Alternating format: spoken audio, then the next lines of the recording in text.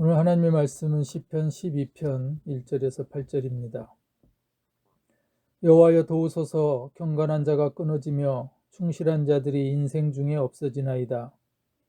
그들이 이웃에게 각기 거짓을 말하며 아첨하는 입술과 두 마음으로 말하는도다. 여호와께서 모든 아첨하는 입술과 자랑하는 혀를 끊으시리니 그들이 말하기를 우리의 혀가 이기리라. 우리 입술은 우리 것이니 우리를 주관할 자 누구리요 하미로다. 여호와의 말씀이 가련한 자들의 눌림과 궁핍한 자들의 탄식으로 말미암아 내가 이제 일어나 그를 그가 원하는 안전한 지대에 두리라 하시도다. 여호와의 말씀은 순결하며 흑도가니에 7번 단련한 은 같도다. 여호와여 그들을 지키사 이 세대로부터 영원까지 보존하시리이다. 비열함이 인생 중에 높임을 받는 때에 악인들이 곳곳에서 날뛰는도다. 아멘.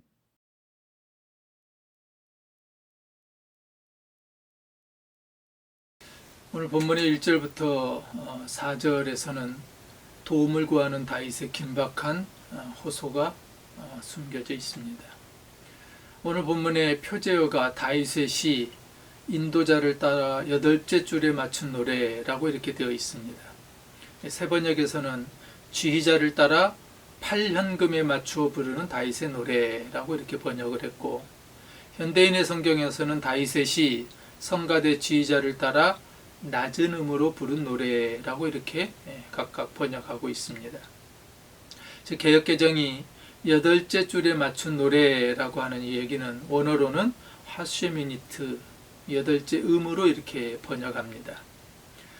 성경에 8째 음으로 8째 줄에 맞춘 노래는 3번 등장합니다. 우리가 이미 앞에서 살펴봤던 시편 6편이 처음이고, 그 이전에 역대상 15장 21절에 이렇게 기록합니다. 마띠디아와 엘리블레후와 막내야와 오베데돔과 여이엘과 아사시아는 수금을 타서 8째 음에 맞춰 인도하는 자요. 세번역에서는 스미싯 방식으로 수금을 탔다 이렇게 번역을 하는데요. 역대상의 배경은 하나님의 길을 옮기며 드리는 노래를 담당한 레위인들을 세우는 가운데 하나의 장면입니다. 하쉐미니트라고 하는 것은 8째 음이라고 하는 겁니다. 그렇다면은 이 하쉐미니트 8째 줄, 또 8현금, 낮은 음이라고 이렇게 음악적 용어가 정확히 무엇인지 우리는 알지 못하지만, 다만 이 여덟이라고 하는 음이 쉐미니라고 하는 것에서 유래된 것으로 봐서는 8개의 현을 가진 악기 또는 남성들이 부르는 저음, 8째 이렇게 이해할 수가 있습니다. 즉 왕이었던 다윗이 이 시를 지휘자를 세워서 하쉐미니트 8째 음에 8째 현에 또 낮은 음으로 맞추어 부르게 했다라고 하는 것을 우리는 이해하면 될 것 같습니다. 그렇다면 왜 다윗은 이 8째 음에 맞추어 이 시를 부르게 했을까? 아마도 낮은 음이라고 하는 이 중저음은 시의 의미를 보다 호소력 있게 전할 수 있었던 그런 의미였던 것 같습니다. 즉 다윗은 아주 긴박했던 고통스러운 상황을 낮은 음으로 호소력 있게 전하고 싶었던 것으로 이렇게 이해할 수가 있습니다. 오늘 시편 12편을 보면은 다윗은 주변에 있는 사회에 부패한 것에 대해서 놀라워합니다. 그리고 신실하고 진실한 사람인 거짓의 포로가 되고 아첨하는 입술은 그야말로 세상을 이긴 것처럼 기세 등등하게 등장합니다. 그래서 다윗은 위선과 거짓이 팽배하고, 그리고 진실하게 살아가는 사람들이 억울한 일을 당하고 또 손해를 보고 믿음 없는 세대가 믿음 있는 세대를 이기는 것 같은 그런 현실에서, 상황에서 탄식하며 호소하는 내용입니다. 1절에 여호와여 도우소서. 경건한 자가 끊어지며 충실한 자들이 인생 중에 없어지나이다. 다윗의 호소는 지금 긴박한 상황이라고 하는 것을 우리는 짐작해 볼 수가 있습니다. 이 첫 문장의 앞과 뒤를 바꾸면은 이렇습니다. 경건한 자가 끊어집니다. 충실한 자들이 인생 중에 없어지고 있습니다. 여호와여 도우소서. 그런데 이 앞뒤를 바꾸면은 의미는 같지만 상황의 긴급함이 전혀 다르게 느껴집니다. 근데 원어에서는 도우소서 여호와여 이렇게 번역을 합니다. 즉 영어 성경도 help Lord를 이렇게 번역을 했습니다. 사람들이 생사의 기로에 섰을 때 그 첫 마디가 뭘까요? 긴박하기 때문에, 위급하기 때문에 살려주십시오, 도와주십시오. 이게 아마 생사의 기로 앞에 서 있는 사람들의 첫 호소일 겁니다. 그리고 난 다음에 왜 살려달라고 하는지, 왜 내가 지금 도움이 필요한지에 대한 원인을 그 이어서 이야기합니다. 이 대부분의 사람들의 반응이죠. 그렇다면 지금 다윗에게는 어떤 상황이 급박한 상황이었을까요? 경건한 자, 세 번역에서는 신실한 사람 이렇게 번역하고요. 진실한 사람, 충실한 자로 이렇게 번역된 걸 세 번역은 진실한 사람 이렇게 번역합니다.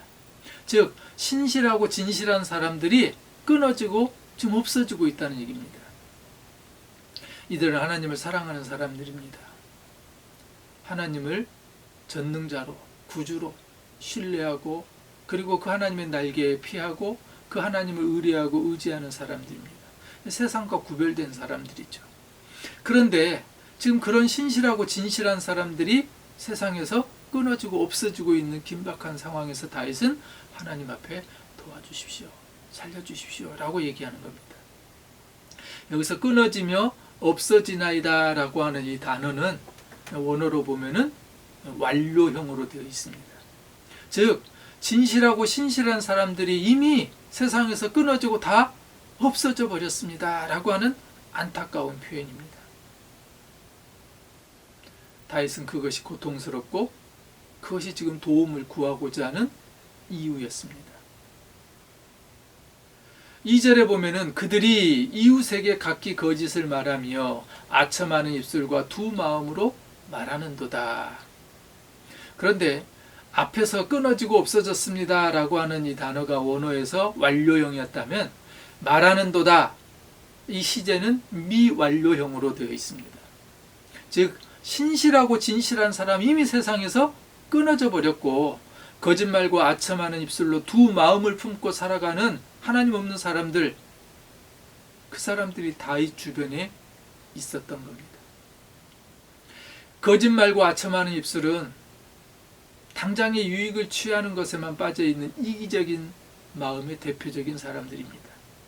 그런데 이 말하는도다라고 이 거짓말하는 아첨하는 사람들이 미완료형으로 되어 있다라고 하는 것은 이렇게 두 마음으로 말하며 살아가는 사람들, 신실하고 진실한 사람들은 세상에서 다 끊어져 버렸음에도 불구하고 이들은 여전히 남아있다라는 거예요. 이것이 다윗이 지금 답답하고 긴급한 문제였던 겁니다. 즉 우리가 1절과 2절을 이렇게 이해할 수 있습니다. 거짓과 아첨의 두 마음으로 만나는 사람들이 세상에 가득하고 그에 비해 신실한 사람과 진실한 사람들, 하나님으로 또 하나님으로 말미암아 하나님과 함께 살려고 하는 신실한 사람들은 끊어져 버린 것 같은 세상. 그런데 오늘 2절을 자세히 살펴보면요, 거짓과 아첨의 두 마음으로 말하는 상대가 누구냐면요, 이웃이라고 이렇게 말합니다. 그들이 이웃에게 말하는도다 이렇게 되어 있습니다. 이 다윗이 지금 안타깝고 고통스러운 것은 하나님 없이 살아가는 그 사람들, 두 마음을 품고 살아가는 사람들이 기세등등하게 의기양양하게 신실하고 진실한 사람들은 다 사라져버린 세상에서 떵떵거리며 살아가고 있던 겁니다. 이런 안타까운 현실 앞에 다윗은 하시미니트, 발연금, 낮은 소리로 호소하는 겁니다. 이것이 이 표제에 담고 있는 의미입니다. 3절과 4절입니다. 여호와께서 모든 아첨하는 입술과 자랑하는 혀를 끊으시리니 그들이 말하기를 우리의 혀가 이기리라. 우리의 입술은 우리 것이니 우리를 주관할 자 누구리요 하미로다. 거짓말과 아첨하는 입술의 두 마음으로 이웃들을 괴롭혔던 신실하지도 진실하지도 않는 사람들은 하나님을 잊어버린 사람들입니다. 하나님 없이 살겠다고, 하나님 없이도 살 수 있다라고 이야기하는 교만한 자들입니다. 자기 만족에 빠져 있었던 사람들이고요. 물론 죄의식도 없는 사람들이었습니다. 그들은 스스로 이렇게 말합니다. 혀는 우리의 힘, 입술은 우리의 재산, 누가 우리를 이길 수 있어? 신명기 5장 20절에 보면 내 이웃에 대하여 거짓 증거하지 말라.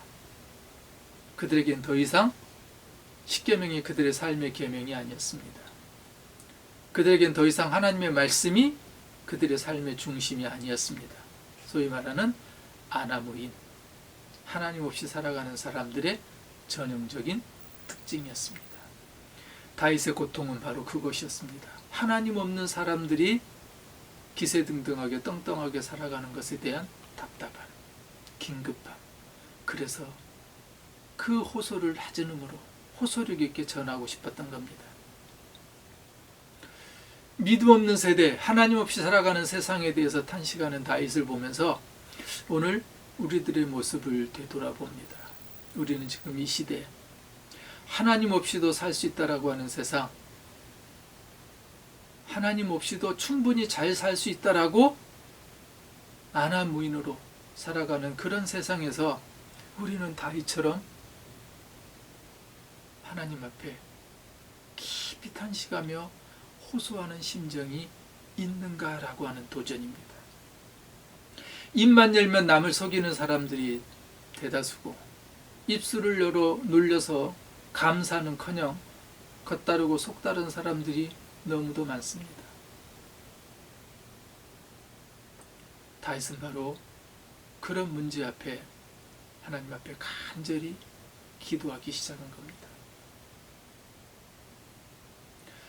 다윗은 결국 하나님 앞에 깊이 지금 낮은 음으로 호소하는 이유는 하나님을 신뢰했기 때문입니다. 이런 세상을 뒤바꿔 놓을, 이런 세상을 다시 새롭게 할 것이 하나님만이 가능하다고 하는 사실은 다윗은 알았기 때문에 지금 하나님 도와주십시오. Help Lord. 주님 도와주세요. 라고 나올 수 있었던 겁니다. 그리고 우리가 이미 시편 12편을 다 살펴본 것처럼 이미 하나님은 이 세상을 뒤바꿔 놓습니다. 변화시켜 놓습니다. 이 악인이 떵떵거리며 두 마음을 품고 살아가는 사람들이 기세등등하게 이기는 것처럼 세상은 펼쳐졌지만, 그러나 결국 하나님은 주무시지도 졸지도 않으시고 결국 하나님의 말씀은 진실되기에 그 말씀으로 새롭게 세상을 구원해내십니다. 오늘 시편의 하반부가 바로 그 장면들을 우리에게 보여줍니다. 5절과 8절의 내용들은 이런 다윗의 앞부분 전반부에서의 탄식에 대한 하나님의 말씀의 응답입니다. 5절입니다. 여호와의 말씀에 가련한 자들의 눌림과 궁핍한 자들의 탄식으로 말미암아 내가 이제 일어나 그를 그가 원하는 안전한 지대에 두리라 하시도다. 이 말씀이 다윗에게 어떻게 전해졌는지 성경은 소개하고 있지 않습니다. 그러나 당시 상황을 보면은 아마 제사장이나 선지자들을 통해서 이 말씀이 다윗에게 전해졌을 겁니다.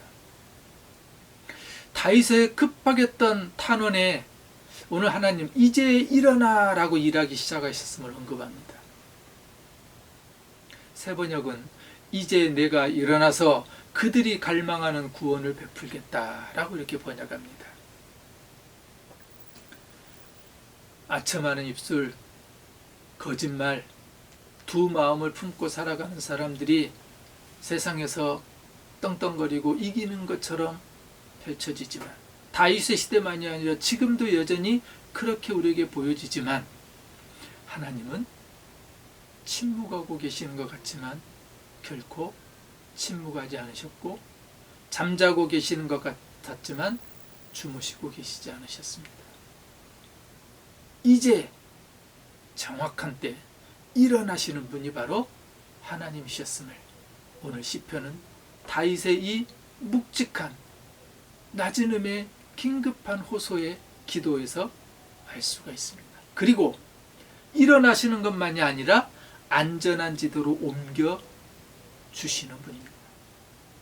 다윗에게 신실하고 진실한 사람들이 이미 끊어져 아무도 없고 거짓과 아첨의 입술로 두 마음을 품고 살아가는 사람들이 가득한 세상이 고통스러웠지만 도와주십시오. 하나님. 낮은 목소리로 호소할 때 하나님은 즉각적으로 일어나셨고 안전한 지대로 살려주셨습니다. 도와주세요, 하나님. 오늘 우리에게는 이 간절함이 있습니까? 도와주세요, 하나님. 낮은 목소리지만 진실된 기도가 있습니까? 도와주세요, 하나님. 기도할 때 하나님은 이제 일어나 우리를 안전지대로 옮겨주실 것입니다.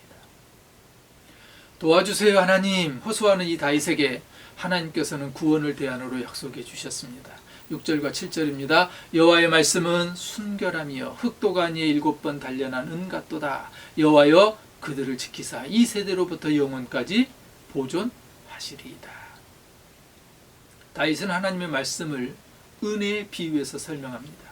하나님의 말씀의 순결함은 흑도가니에서 7번 단련한 은과 같다, 이렇게 표현했습니다. 사람들의 입에서 나오는 거짓말, 아첨하는 말, 이것과 대조해서 하나님의 말씀을 지금 보여주고 있는 겁니다. 다윗은 그리고 마지막 8절에 가서 두 마음을 품고 살아가는 사람들, 그들은 듣고 싶지도 않은 그런 한마디를 덧붙입니다. 8절에 비열함이 인생 중에 높임을 받는 때에 악인들이 곳곳에서 날뛰는도다. 거짓말하는 악인들이 들끓고 아첨하는 입술을 가진 비열한 사람들이 높임을 받는 것이 세상이지만, 그러나 다윗에게 주신 하나님의 약속은 결코 악이 판치는 세상을 바벨탑 사건처럼 무너뜨리겠다, 이렇게 말씀하지 않습니다. 노아 홍수 때처럼 세상을 물로 심판하겠다, 이렇게도 말씀하지 않습니다. 하나님은 악하고 비열한 세상 속에서 하나님을 사랑함으로 말씀을 쫓으며 핍박받고 힘들어진 그 신실하고 진실한 사람들을 구원해 주시겠다고 약속합니다.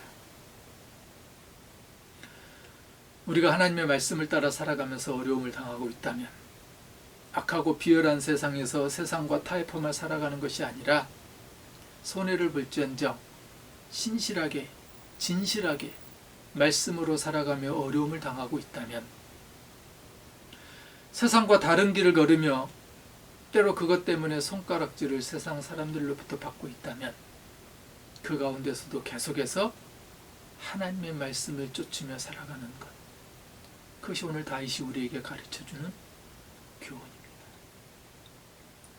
다윗의 시대에 오늘날처럼 비열하게 살아가는 사람들이, 거짓말하는 사람들이, 아첨하는 사람들이 기세등등하게 이기는 것 같았지만, 그러나 하나님은 결코 침묵하지 않으시고 오늘 다윗의 깊은 호소, 탄식의 기도를 들으시고 여호와여 도우소서, 이제 즉시 일어나셔서 하나님은 구원을